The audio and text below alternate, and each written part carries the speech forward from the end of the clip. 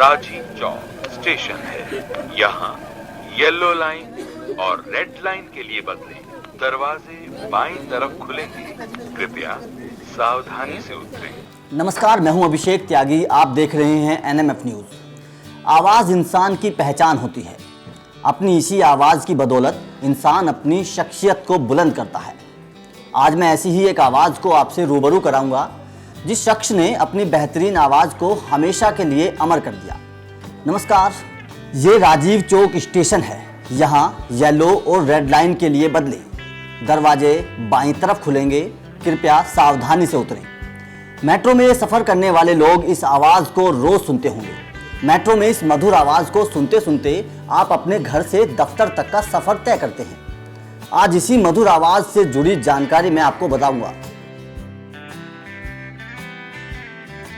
Metro के हर station और metro train में बजने वाली ये आवाज़ देश के सबसे पुराने वॉइस ओवर आर्टिस्ट में से एक शम्मी नारंग की है।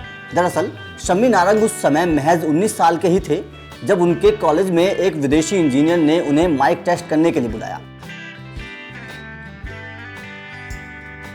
बस इसी घटना ने उनके जीवन को बदल कर रख दिया।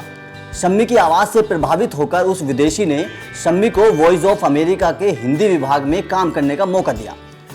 उसके बाद शम्मी दूरदर्शन का एक जाना माना चेहरा बन गए। शम्मी नारंग ने करीब 20 सालों तक दूरदर्शन में काम किया।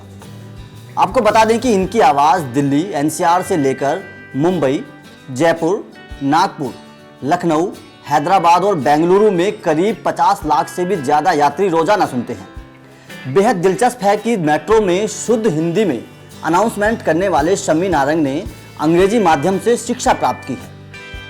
नारंग की आवाज़ से प्रभावित होकर अब सरकार ने भी फैसला किया है कि देश भर में जहां भी मेट्रो में हिंदी की अनाउंसमेंट होगी उसमें शम्मी नारंग की ही आवाज़ होगी, जो शम्मी नारंग के लिए एक बड़ा अचीवमेंट है। देश और दुनिया की तमाम खबरों के लिए एनएमएफ न्यूज़ को सब्सक्राइब करना बिल्कुल ना भूलें।